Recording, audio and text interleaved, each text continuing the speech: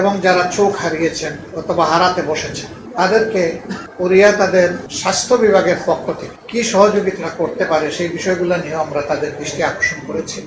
সম্মানিত বন্ধুগণ, ইতিমধ্যেই আমাদের সংগঠনের নায়েবে আমির ডক্টর সৈয়দ আব্দুল্লাহ মোহাম্মদ তাহের আপনাদেরকে বলেছেন যে আমরা একসাথে বসেছিলাম, কিছু সময় আমরা একসাথে কাটিয়েছি, দুই দেশের স্বার্থ সংশ্লিষ্ট বিষয় নিয়ে আমরা কথা বলেছি।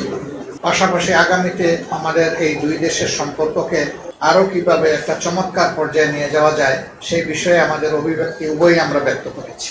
একই সাথে সম্প্রতি যে গণ অভ্যুত্থান হয়েছে এবং একটি কর্তৃত্ববাদী সরকারের বিরুদ্ধে এদেশের গণমানুষের যে লড়াই ছিল 15.5 বছর ধরে চলে আসছিল, সেই লড়াইয়ের পরিসমাপ্তি পর্বে আমাদের দেশের ছাত্র তরুণ যুব সমাজ কোটা সংস্কারের দাবিতে যে আন্দোলন গড়ে উঠেছিল, সেই আন্দোলনকে দমানোর জন্য সরকার যে কুৎসিত পথ অনুসরণ করেছিল, সেই পথের কারণেই অসংখ্য জীবনের বিনিময়ে, হাজারো মানুষের ত্যাগের বিনিময়ে, দেশে প্রবাসে একই সাথে লড়াইয়ের বিনিময়ে এই জাতি সাময়িকভাবে মুক্তি পেয়েছে। এই পর্বে বাংলাদেশ কিভাবে সামনে দেশের জনগণের উন্নতি, নিরাপত্তা এবং অগ্রগতি নিয়ে বিশ্ব সম্প্রদায়ের সাথে কাজ করতে পারে, বিশেষ করে বাংলাদেশ এবং কোরিয়া এই ক্ষেত্রে তাদের পার্টনারশিপকে আরও কিভাবে উন্নত করতে পারে সেই বিষয়গুলি আমরা আলোচনা করেছি। আমরা আলোচনা করেছি সম্প্রতি আন্দোলনে যারা আহত হয়ে তাদের অঙ্গগুলো, মূল্যবান অঙ্গগুলো হারিয়েছেন এবং যারা চোখ হারিয়েছেন অথবা হারাতে বসেছেন তাদেরকে কোরিয়া তাদের স্বাস্থ্য বিভাগের পক্ষ থেকে কি সহযোগিতা করতে পারে সেই বিষয়গুলো নিয়ে আমরা তাদের দৃষ্টি আকর্ষণ করেছি এবং তারা আমাদেরকে আশ্বস্ত করেছে যে এই ব্যাপারে তারা ভেবে চিনতে আশা করছেন তারা যে ভালোভাবে আমাদেরকে কিছু সহযোগিতা করতে পারবেন।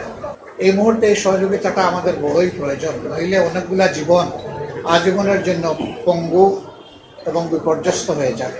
আমরা আমাদের দেশের ডেভেলপমেন্টে তাদের যে স্কিল, অভিজ্ঞতা সেইটাকে কিভাবে আরও বেশি আমরা পেতে পারি সেই বিষয়গুলো নিয়েও আমরা আলোচনা করেছি। একই সাথে কোরিয়াতে বসবাসরত বাংলাদেশিরা আরও কিভাবে বড় অবদান রাখতে পারেন এবং এদেশ থেকে আরও বেশি স্কিল অ্যান্ড স্কিল ওয়ার্কার কোরিয়ায় যেতে পারেন সেই বিষয়গুলো আমরা আলোচনায় এনেছি। আমাদের আলোচনা অত্যন্ত চমৎকার হয়েছে, সন্তোষজনক হয়েছে, আমরা আশ্বস্ত হয়েছি। তাদেরও কিছু কথা ছিল, সেগুলো আমরা মনোযোগ দিয়ে শুনেছি এবং সেই জায়গাগুলো আমরা পরিষ্কার করার চেষ্টা করেছি। আমাদের মনে হয়েছে যে তারা পুরোপুরি কনভিন্সড হয়েছেন আমাদের কথায় এবং আমাদের সমাজ প্রেক্ষাপট সম্পর্কে আমাদের কাছ থেকে তারা একটা স্পষ্ট ধারণাও পেয়েছে। তা আমরা আবারও আমাদের দেশে কোরিয়ার যে মাননীয় রাষ্ট্রদূত আছেন তাকে আমরা আমাদের অন্তরের অন্তঃস্থল থেকে আমরা কৃতজ্ঞতা জানাচ্ছি। 15.5 বছর আমাদের উপর তাণ্ডব চলার পরে এই অফিস খুলে বসেছি আমরা মাত্র 2 মাস। এই অবস্থায় তারা আমাদেরকে দেখতে এসে আমাদেরকে সম্মানিত করেছেন, এই জন্য আমরা তাদের কাছে কৃতজ্ঞ, আমরা ধন্যবাদ জানাই। একই সাথে আমরা আশা করি দুই দেশ আগামীতে পারস্পরিক শ্রদ্ধা এবং সহমর্মিতার ভিত্তিতে আরও বেশি সামনে এগিয়ে যাবে। এই দুই দেশের সম্পর্ক উন্নয়নের একটা চূড়ার দিকে আগাবে।